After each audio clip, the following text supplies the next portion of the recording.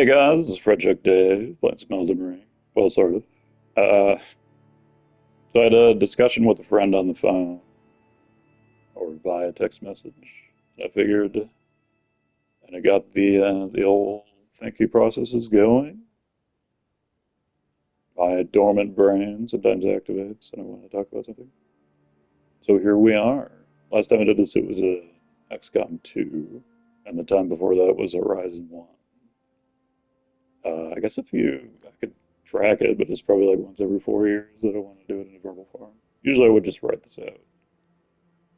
But it might be volatile information. So if it's volatile information, you probably don't want to write it on something because bad things happen. But if I just talk about it, the AI manuscripting and sorting functionality, if it's written, that's just written. That's trackable. But if it's spoken, there's a really good chance that the AI has no fucking clue what's going on, and there's so much data that nobody ever knows anything because everyone is an incompetent dipshit. But to the topic of the day, so Trump just appointed Hegseth as SecDef. So Secretary of Defense is the head of the military. So in 4 years, if one were to attempt a coup in 4 years, who would do such a thing? Then if you have, a loyalist 30-something smart guy on your side, former major at Guantanamo Bay, that's probably a good pick for a military coup. Isn't that cool? And Vance is very similar to this. Vance is a little younger than Hexus. But more to the point, the question is, where does the monarchist train of thought come from? Fundamentally, where is it from? What is in 2008-ish, I was playing StarCraft Brood War, as one does. And there's a very common sort of person who's in the Brood War community at the time, and probably still in it today, but the number of people actually in the community over time has gone way the fuck down. But it used to be like 50,000. And these are people that are just talking to each other on a daily basis, shooting the shit, as they say, playing games, whatever. It's not a super high execution level thing, but it's still very cutthroat and elitist, extremely elitist. Probably the most elitist a community has ever been is that and Quake 3 or Unreal Tournament. Those groups of people, even early Counter-Strike, possibly. I'm not super familiar with Counter-Strike at the time, but I understand it's adjacent to the sea. And also early MMO players, so this would be like Alex Afrasiabi, and what the hell is his real name? Jeffrey Kaplan, Tigol Biddies, Big Ol' Titties, reverse. That's, we're all from this cohort. I am also part of this cohort. I'm a little younger, not that much younger.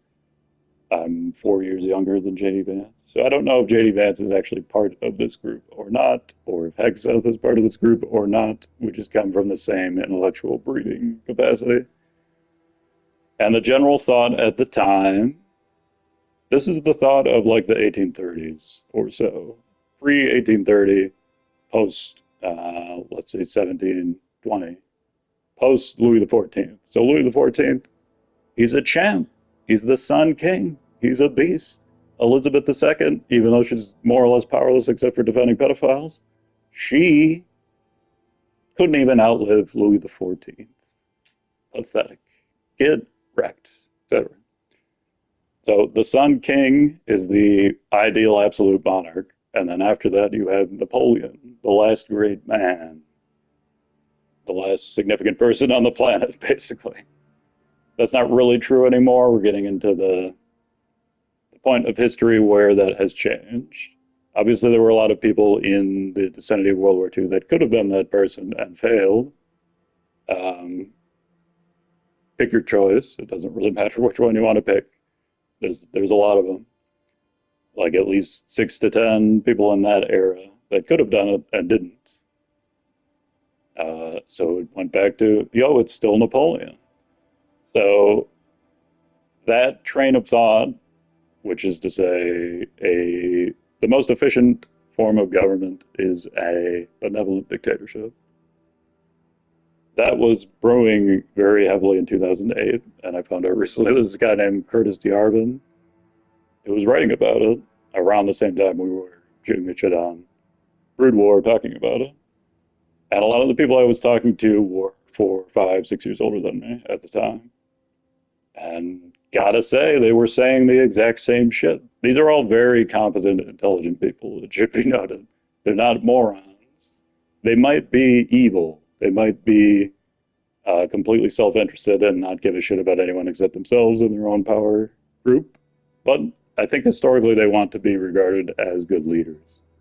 So that if you can be evil and also be regarded historically as a good leader, if that is a possible thing, which it probably is. If you look at Jehu in the Bible, it's a good example of that. I'm not sure if Jehu is historical or not. It's very complicated describing what is historical and not in the Bible, but usually the kings are somewhat historical, except for Solomon. I think David, there is like actual evidence of David existing, which is not Solomon. So evidence of David, not Solomon. Almost everybody after Solomon, there's evidence that they existed. There's obviously evidence of the split kingdom and all that shit. And Cyrus, of course, the man himself. One of the other great men of history, your boy, Cyrus. So the point is, Cyrus, Napoleon, no, Vance, theoretically. I'm not saying Vance is going to be this person, but if there is a monarchist coup in 3 or 4 years, the reason why is because of this train of thought that existed on the internet for like 16 years. And how long does it take to make a coup? Well, first you gotta get a shitload of money.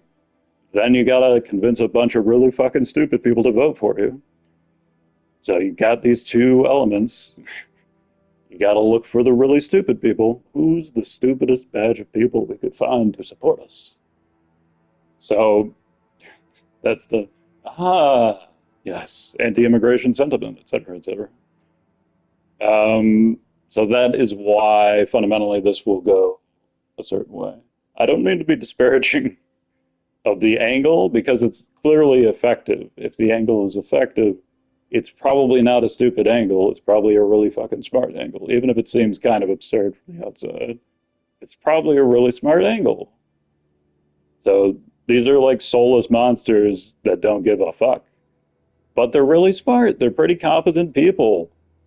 So if your options are the one faction that does absolutely nothing different and does what they've been doing for 30 years, which clearly isn't working, certainly not in the post-COVID, post-2022 invasion world, then the really smart people who are probably really fucking evil, well, they're probably a better option, even though they're evil. Just to throw that out there. The fact that they're evil might be immaterial. We don't actually know yet. It's all pre... This is as a relatively apolitical person. I care in abstract senses of trying to connect with other people in some way, shape, or form, no matter how impossible that concept is.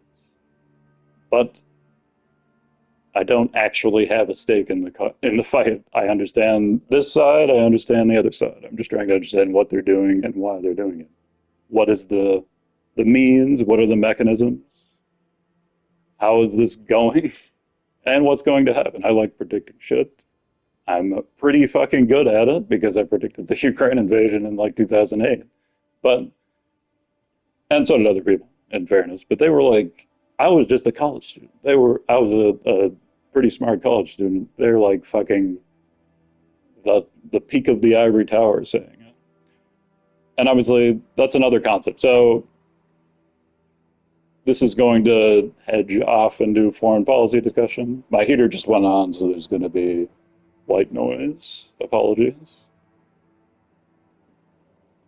But so the foreign policy concept, the reason why academia is bankrupt since around 1991 is because of Francis Fukuyama and the general thought that we can enforce our liberal democracy on the rest of the world, and they can't do shit about it because we have universal power.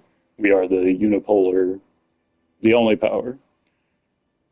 And that's not true anymore. It hasn't been true for 7 or 8 years or something. But still, academia is very slow to change, so they still have that same concept. So basically, every academic train of thought in the political science world from 1999 or 1991 onwards, maybe there was some validity for like 10 years. That's arguable, whatever. It's all trash. It's 30 years of fucking morons that don't fucking know shit, and they enforce this belief and tried to, force Iraq or Afghanistan to be our form of government universally. Guess what? It didn't work. I'm sorry. Shocker. It didn't work. Who would have thought that forcing an idea concept on a society that's existed for 15 times longer than yours, maybe that won't work. Damn. Turns out it doesn't work that way. But once post COVID, all that sort of foreign policy disillusionment is shattered, and then people are much more willing to go to war, a la Armenia, Azerbaijan. That's the first one. It's never going to be brought up, but that was a war that happened. A section of territory was seized based on an ancient casus belli. Not that ancient, but let's say 100-year casus belli. So that led the president of 2022, which is, at least according to Putin, is like 1,000-year-old CB that he's pulling on. But more realistically, it's maybe like 150 years old. An imperialist CB from the good old days, which say, I'm here to defend the Russian speakers in this area, even if they don't give a fuck about me. Well, I want their territory. Nope. Trying to connect these two trains of thought. But so that's pretty tough to do. You gotta. I'm anticipating an understanding from the viewer that probably doesn't exist. So perhaps the viewer will not understand my point of view here, I'm afraid. But that the destruction of this has led to a situation where Europe is completely destabilized, and the U.S. political situation probably would have happened independent of this, because it was already happening around 2015, 2016. So it probably didn't matter too much that that happened. It's really hard to evaluate like what was happening pre-COVID and what is happening post-COVID because they're completely different worlds. But the political sentiment in the United States tending toward autocracy and isolationism, that is a thing that was already happening. So now the other countries in the world are like, okay, the U.S. is going eventually to not give a fuck, so we can just do what we want. So that means invasions are back on the table. That means World War III is back on the table. The main way that World War III starts is if there are Western troops, i.e. Europe, so Poland is the main one, but maybe some amount of Germans or some amount of French troops, whatever, UK troops. Poland is probably the only one who's actually going to do it, if they're going to do it. We don't know. They will station troops in Western Ukraine to make up for the fact that Russia has North Korean troops on the front line in Kursk right now, literally as we speak. And then Ukraine can send more troops to the front because Ukraine has very good troops.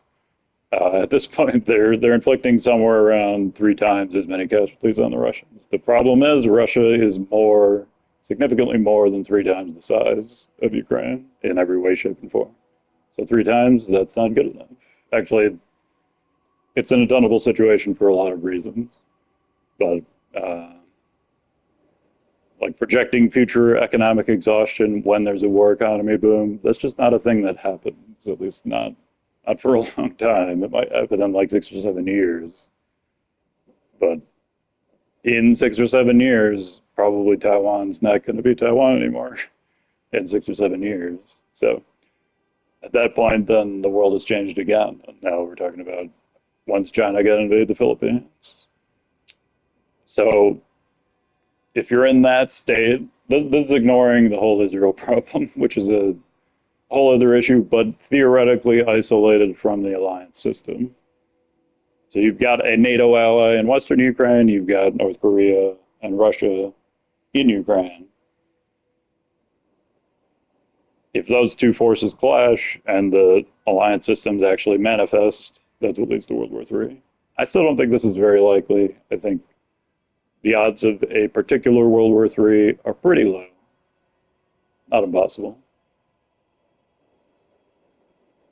But there will be tons and tons of regional wars all around the world, possibly even like South America, which hasn't really happened post-Monroe Doctrine, just a couple of times.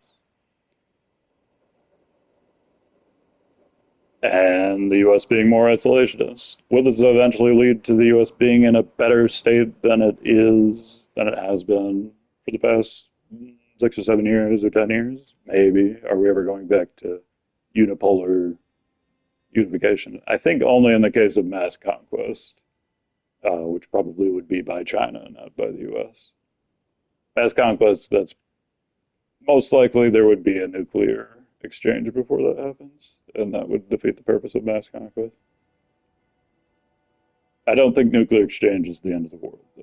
I think it's just the rest of the world becomes more or less on par with the Western world, and the Western world is not completely destroyed, but really, really fucked up by it.